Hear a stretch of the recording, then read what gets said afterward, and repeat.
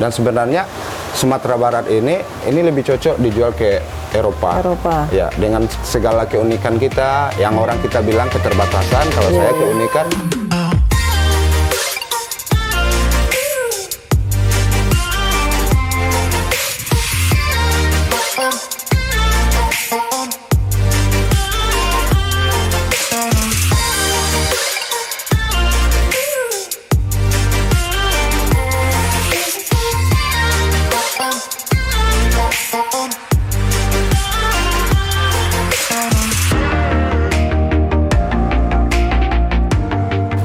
Assalamualaikum Dusana Pariwisata. Kembali lagi di Malapak, Matalamak Pariwisata dan Ekonomi Kreatif. Saat ini Inet sudah bersama udah Ricky Putra Sinaro, pemilik dari Ricky Beach House di Sungai Pinang, Kabupaten Pesisir Selatan. Assalamualaikum dah. Waalaikumsalam. Apa kabar? Alhamdulillah sehat. Sehat ya. Jadi Inet dengar ternyata udah ini kiprahnya di pariwisata ini udah sampai ke dunia internasional nih. Khususnya untuk yang Ricky Beach House ini bisa udah ceritakan nggak apa yang spesial dari Ricky Beach House? Oke, yang spesial dari Ricky Beach House mungkin dengan konsep kita ya, agak lebih beda dari yang lain. Karena konsep kita memang total life experience kan. Dan life experience bukan hanya judul, tapi memang praktek langsung di lapangan. Oh, itu. Ya. Jadi sebetulnya customer udah itu memang orang luar ya? Atau bisa ke domestik? Sebelum pandemi 100% Eropa. 100% Eropa? Eropa. Itu mereka taunya dari mana tuh? Ada Internet. Ricky Beach House di Sungai Pinang ini? Internet juga. Internet? Ya, dan kebetulan kita juga punya beberapa partner yang ada di luar negeri. Itu kalau boleh cerita nih dah, bisa merambah sampai ke pangsa luar itu kan nggak mungkin ucuk-ucuk lewat internet terus langsung booming orang internasional tahu ke sini. Itu proses dari awalnya itu bisa diceritain nggak? Awalnya mungkin sebelum ada Ricky Beach House, mungkin saya dulu freelance guide. Oh, freelance guide awalnya. Sekitar tahun 2008-an. Jadi waktu itu internet kan baru mulai. Ya. Dan mayoritas orang belum mengerti apa internet. Dan kebetulan karena bertemu dengan para turis itu, mereka udah mengenalkan internet dan langsung diajarin internet semuanya. Bagaimana caranya merambah, mencari pangsa pasar luar, dan kemudian pelajari sendiri. Ya, kontak-kontak semuanya yang ada tour agent di luar, tour travel di luar, kontak, balas nggak balas ya udah nggak apa-apa, nggak ada ruginya. Iya, yang penting promosi dulu ya. Promosi dulu. Kemudian ada juga beberapa saat, ada saatnya waktu itu ke luar negeri, langsung datang ke kantornya. Cari alamat kantor yang menjual Sumatera, langsung kantor. Kadang diterima, kadang enggak. Kan sistem Eropa beda dengan kita, harus bikin janji. Kalau saya enggak, bikin sistem Minang aja. Langsung datang kan. Kasih proposal, udah kasih portfolio, tertarik. Cuman kebanyakan dari 10 tour yang saya datangi, rata-rata 7 tertarik. Dan 4 jadi. 4 yang jadi. Ya, karena kita menjual Sumatera itu bukan dari segi alam, atau kita menjual apa yang nggak dijual sama orang. Yang life experience tadi ya? Life experience tadi. Nah, idenya punya paket life experience tadi dari mana dah? Ide awal dari personal experience. Personal experience dari ke sendiri ya? Ya, Iduit Marasai. Oh, Iduit Marasai. Jadi Iduit Marasai judulnya kan. Kemudian dari sekitar umur 20-an udah ada ide, intuisi. Sebenarnya Iduit Marasai ini bisa dijual. Dijual, cuman gimana cara menjualnya? Saya pelajari, ketemu dengan sosok Ridwan Tulus yang bisa membantu mengemas paket itu. Kemudian belajar sama beliau sekitar 1,5 tahun. Habis Gempa 2009, disuruh cabut. Ya, karena dengan beliau nggak butuh waktu lama. Karena beliau udah 2 tahun paling lama harus buka sendiri. Oh gitu. Jadi, berarti dulu udah ngikut ke Bang Ridwan dulu? Iya, Ridwan. Sebelum sama Bang Ridwan sempat ke Mentawai sama orang Perancis juga. Sempat juga jalan-jalan ke daerah lain. Iya. Cuman lagi belajar. Masih mencari kemana arahnya sebetulnya ya? Arahnya begitu. Ya, habis 2009 gempa, habis gempa 2009, langsung ini momen karena udah merasa siap. Cuman satu kendala, nggak punya dana. Karena bikin usaha harus punya modal. Modal ya. Ya, kemudian diskusi sama adik-adik, punya tabungan sedikit. Kalau tidak salah sekitar 2.500.000 modal awal dari RBH ini. Iya. Ada rumah nenek di sana di kampung. Di Sungai Pinang juga ya? Di Sungai Pinang. Kalau bakso awak banyak sih kambiangnya. Ya clean up, ya udah. Dengan bantuan teman-teman yang waktu saya jadi freelance guide, bantuan teman-teman, mereka bantu promosi. Bantu promosi, akhirnya banyak yang datang turis asing. Dan waktu 2010, waktu kita baru mulai buka Rikis Beach House, itu perjalanan wisatawan asing berhentinya di Bungus. Karena daerah sini belum terjajah. Iya. Ini aja terus terang baru ngerti nih ada Sungai Pinang, ada yang begini. Iya. Terus gimana tuh? Terus 2010 kita mulai booming Facebook ya. Kemudian kita bikin website. Dulu Friendster. Friendster sangat membantu juga. Oh iya, zaman-zaman Inet kuliah tuh Friendster. Iya, Friendster. Kemudian banyak datang. Ya udah akhirnya dari working promotion, teman-teman orang asing rajin bantu. Dan mereka mau membantu bukan karena mereka merasa nyaman, karena pemandangan bagus, karena makanan enak, bukan. Karena Iduik Marasai tadi. Karena life experience paket itu tadi. Kalau boleh tahu nih, life experience package yang seperti apa yang udah tawarkan ke customer udah? Pertama kita nawarin Kalawi. Laut ya, karena di sini laut. Iya. Dan kita jual paket itu bawa tamu, kita lihat cuaca. Jadi kita bawa tamu dan jual paket Kalawi itu satu malam. Kita lihat cuacanya, cuaca yang tidak bagus, cuaca jelek. Kalau bagus enak, bisa mancing, menikmati bintang. Jadi cuacanya memang harus badai. Oh, memang cari badai ya? Cari badai. Jadi yang paket Iduik Marasai itu langsung. Kemudian disuruh nginap di rumah penduduk. Jadi ada namanya program kita itu 24 hours with local. Jadi 24 jam sama lokal.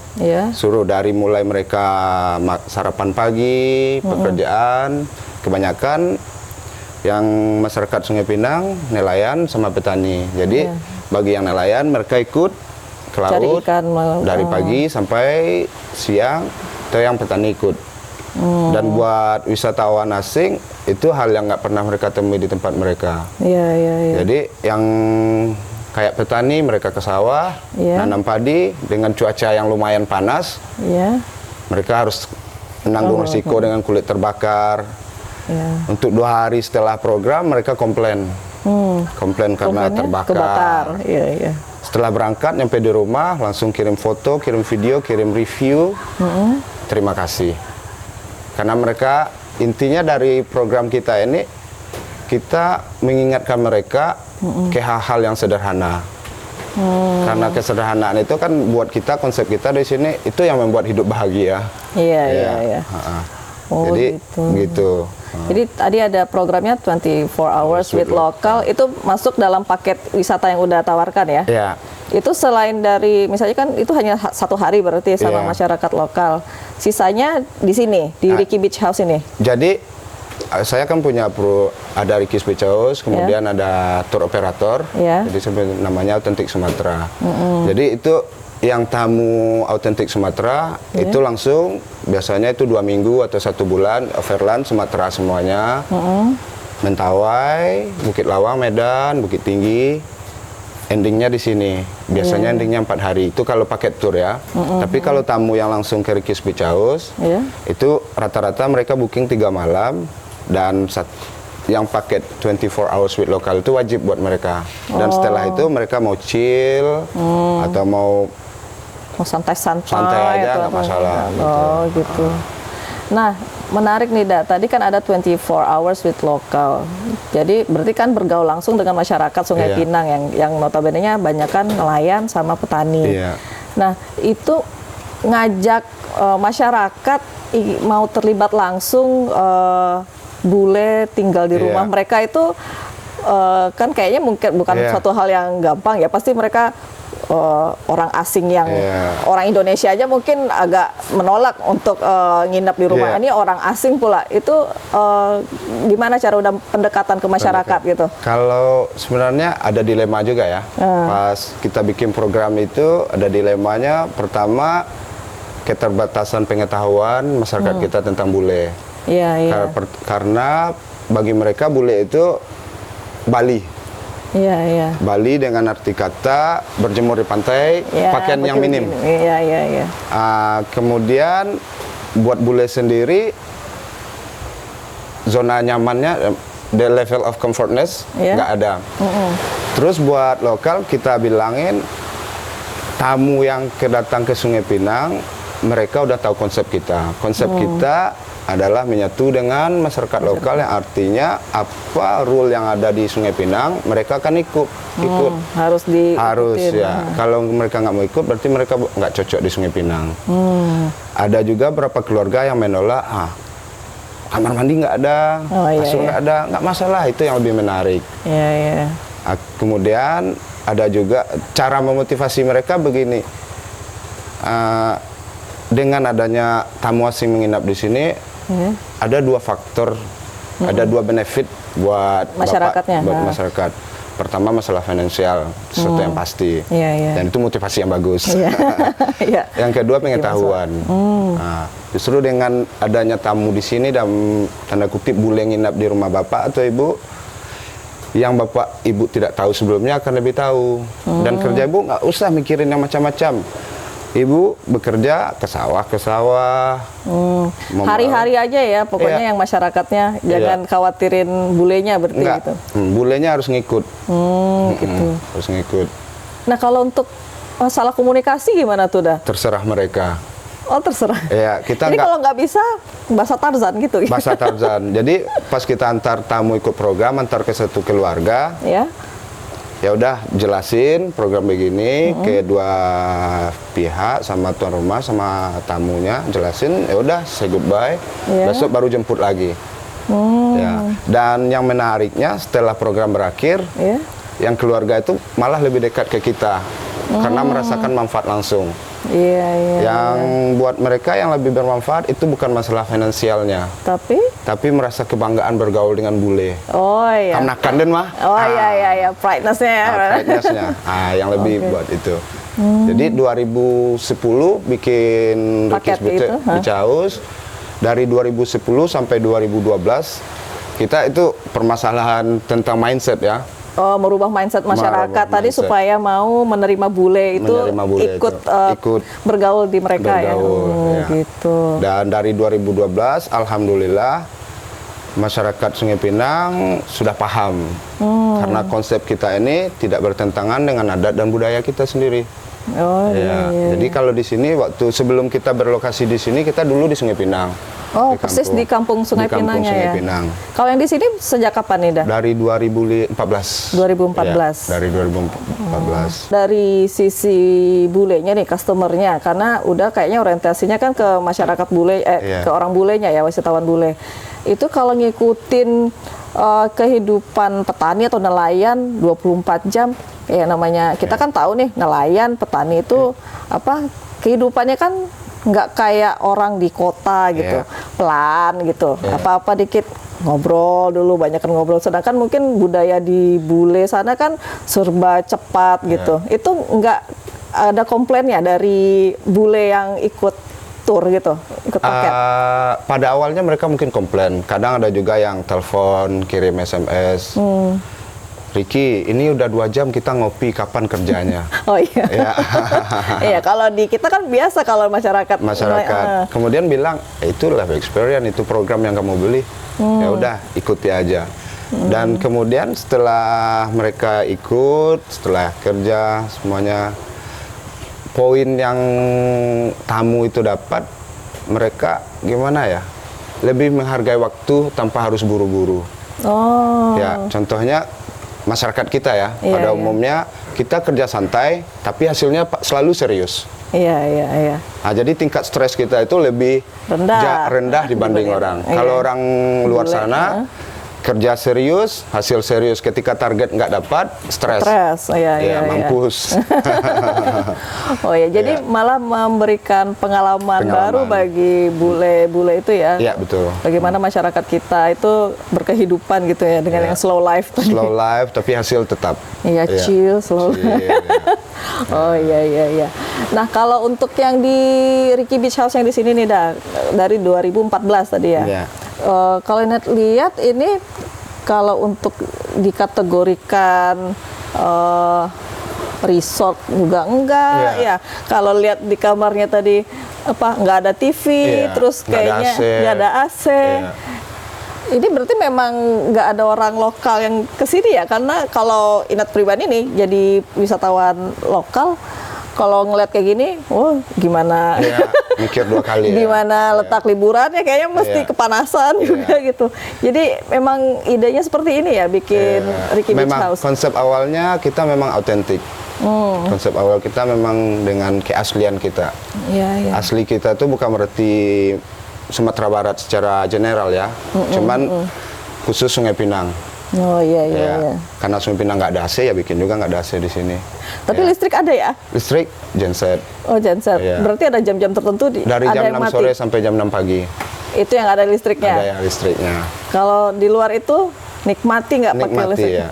Jadi internet juga nggak? nggak ada. Ya, sekarang kan nggak ada internet kan. Oh iya, iya. Jadi intinya kalau konsep kita itu kita menikmati dengan segala keterbatasan. Jadi Autentik Sumatera itu nama yayasan kita ya, nama asosiasi kita, itu kita berani menjual sesuatu yang betul-betul autentik, asli, dan nggak boleh nipu. Dan kebanyakan, alhamdulillah, tingkat komplain kita, keluhan tamu kita cuma 0,7%. Ya, karena mungkin dari awal kita udah berani jujur. Iya, Kita iya. jual gambar sesuai dengan fakta. Kebanyakan untuk marketing, kalau dilihat kan promo-promo, gambar bagus, tapi hasil jualan nggak sesuai. Kalau kita dari website kita dari awal, kamar mandi cuman ini, kamar bungalaunya cuman ada ini. Jadi jujur, harga segini, yang nggak suka silahkan, nggak suka berarti yang ada nggak cocok. Jadi rata-rata review tamu, kebanyakan yang nginap, mereka selalu bikin review, if you expect Balinese style, don't go there. Okay. Yeah. But if you expect something different, Go to Ricky Beach House. don't think twice. Oh. Ya, Oh gitu. Jadi ya kalau buat Sumatera, kita tahu pasar turis asing yang Sumatera ini itu kebanyakan pasar backpacker. Oh baik kakak. Ya, itu rata-rata backpacker dengan budget $25 per orang. Itu all in ya, transport, makan, kamar. Dan kita berani pasang di atas itu. Walaupun kita tahu pasar turis asing yang ke Sumatera, itu backpacker dengan $25 per hari, kita berani per orang taruh harga €40 per orang per hari. €40? Iya. Itu udah termasuk paket yang apa? Oh, beda. Oh, beda lagi? Iya, itu harus bayar lagi. Oh, beda lagi Iya. ya? Nggak boleh terlalu baik juga kan? Iya, iya. Ntar nggak ada yang tinggal buat masyarakat ya? Iya, Oke. masyarakat. Nah, untuk customer-nya sendiri kan memang dari pangsanya pangsa wisatawan luar ya, Daya. Itu kebanyakan yang datang ke sini dari negara mana itu dah? Kalau dari 2010 secara statistik 2010 sampai 2015 itu 80% Prancis. 80% Ya, Prancis. karena tipikal turis Prancis mereka akan datang ke tempat yang bisa berbahasa Prancis. Nah, kebetulan mama dari anak orang Prancis dan saya juga bisa berbahasa Prancis. Oh gitu. Kemudian dari tahun 2015 sampai sekarang itu udah multinasional. Udah multinasional. Karena kita mungkin agak sedikit capek juga sama orang Prancis. Iya. Capeknya karena itu terus. Oh iya, pengen yang beragam gitu ya. Harus yang beragam. Jadi sekarang kebanyakan musim panas 2019 Itu rata-rata per hari ya kita ada sekitar 60 orang. 60 orang? Per harinya. Per hari? Per hari. Itu rata-rata berapa lama mereka di sini? Rata-rata booking mereka 4 hari, 4 malam. 4 hari, 4 malam? Ya. Dan kadang ada yang mau tinggal untuk lebih panjang, extend, cuman nggak bisa. Karena biasanya buat summer, Juli, Agustus, itu April, itu udah penuh bookingannya. Ya. Berarti ada kalau untuk yang bule ini ada waktu-waktu tertentu ya, gitu ya, pas summer gitu ya? Pas summer ya, pas Juli, Agustus, September. Juli, Agustus. Oh gitu. Nah, sekarang nih waktu pandemi ini nih dah, corona, otomatis kan kayak penerbangan internasional aja yang ke BIM, yang ke Padang itu ditutup. Yeah. Nah, otomatis kan untuk pergerakan wisatawan dari luar itu agak terputus ya. Dampaknya ke Ricky Beach House gimana? Untuk kita nggak boleh itu ya, gimana ya bilang tidak ya. Ya harus selalu positif. Untuk 3 bulan pertama dari Maret sampai Juni, memang itu bukan kita aja kan, semuanya down. Semuanya down ya. Setelah melihat situasi, lihat statistik, dan dari Juli kita udah mulai nerima domestic turis, ya, domestic tamu.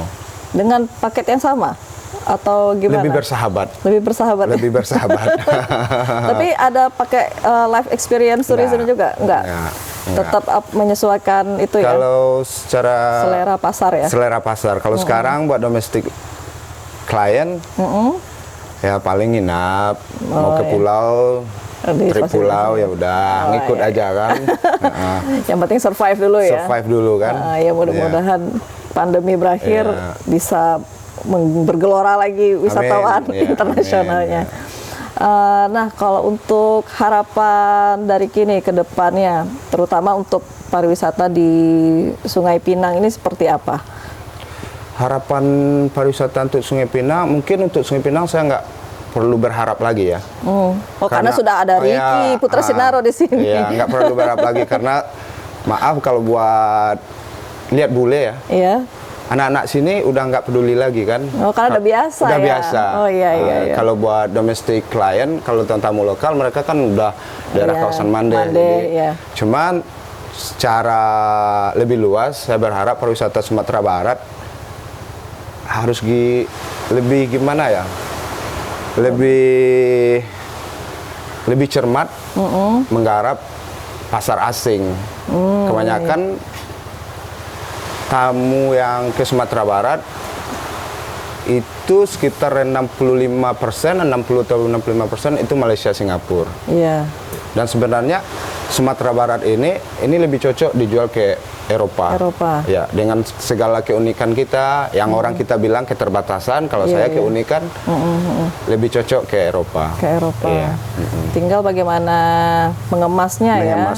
Dan tidak malu menjual yang katanya kekurangan itu menjadi sesuatu yang menarik. Sesuatu yang menarik bagi wisatawan mancanegara gitu. Nah, dalam menjalankan Ricky Beach House ini selama ini apa aja sih suka dukanya gitu selama menjalani bisnis di sini gitu? Kalau suka duka, sukanya lebih banyak ya. Kalau saya lebih lihat sukanya aja kan. Sukanya. Banyak kan tamunya kan cewek. Oh iya. Nah, di sini kan laki-laki semua suka banget kan. Kalau dukanya mungkin karena saya orang sini, jadi saya udah paham karakter masyarakat sini. Jadi it's about piece of cake. Jadi nggak terlalu dipikirin. Cuman yang realnya dukanya itu ya kecemburuan sosial tadi. Karena keterbatasan pengetahuan. Dari 2010 awal kami buka sampai 2012 itu kita kan malam kadang ada tamu. Kadang main gitar. Yang buat mereka di luar sana mereka harus bayar untuk bisa dengerin orang main gitar. Kita di sini tiap hari main gitar. Dan sebenarnya buat orang kita organ aja di samping kita nggak ngaruh. Kalau mau tidur aja. Cuman karena keterbatasan pengetahuan yang membuat mereka jadi cemburu sosial, lempar. Cuman ya dukanya paling itu, karena dari awal kalau saya nggak pernah mikir ini bisnis ya. Saya selalu bilang ini proyek. Kenapa? Karena pas awal saya bikin proyek ini, saya selalu pikir resiko. Jadi resikonya akan seperti ini, dan saya selalu minimalisir resiko semuanya. Dan alhamdulillah semua berjalan sesuai rencana. Jadi dukanya yaitu aja 2 tahun struggling untuk merubah mindset masyarakat tuh ya, memang susah ya kalau untuk mindset itu. Mindset itu susah kan. Tapi kalau kesininya kan berarti tinggal sukanya kalau aja. Sekarang sukanya aja. Dukanya pandemi ini aja. Oh iya. Duka semua orang. Duka semua orang kan. Oke Deda. Jadi terima kasih Nida, bincang-bincang kita hari ini sudah banyak menginspirasi mungkin untuk dunsana pariwisata di luar sana, bahwa untuk menjual paket wisata atau menarik wisatawan mancanegara itu sebetulnya tinggal kita berani untuk menjual kesederhanaan dan keunikan kita ya sebetulnya ya kepada masyarakat, kepada wisatawan mancanegara gitu ya. Dari Ki, terima kasih bincang-bincangnya hari ini. Ternyata untuk menarik kunjungan wisatawan mancanegara itu tinggal kita yang pinter-pinter ya, ada ya. Gimana caranya menjadikan hal-hal sederhana yang ada di sekitar kita untuk bisa dijual ke wisatawan mancanegara. Jadi kita ada sedikit oleh-oleh nih dari kantor, bisa diterima. Terima kasih. Oh, ini gitu. Oh, ini ya. Itu juga. Nah, ini bukti dari Ki pernah menjadi bagian dari Malapa. Dunsana Pariwisata, demikianlah bincang-bincang Inet bersama Ricky Putra Sinaro, pemilik dari Ricky Beach House di Sungai Pinang, Kabupaten Pesisir Selatan. Sampai jumpa kembali di Malapak edisi selanjutnya, tentunya dengan pelaku pariwisata dan ekonomi kreatif lainnya. Wassalamualaikum warahmatullahi wabarakatuh. Salam pariwisata, salam Piti Masua.